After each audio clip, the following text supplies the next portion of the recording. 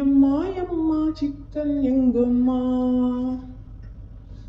Chicken எல்லாம் சோறு எதுக்குமா,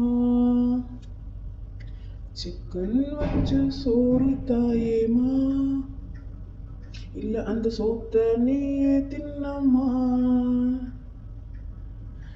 சிக்கன் தான் எனக்கு ரொம்ப தான் பிடிக்கும், சிக்கன் இல்லைனா வாழ்க்கையே வெறுக்கும்.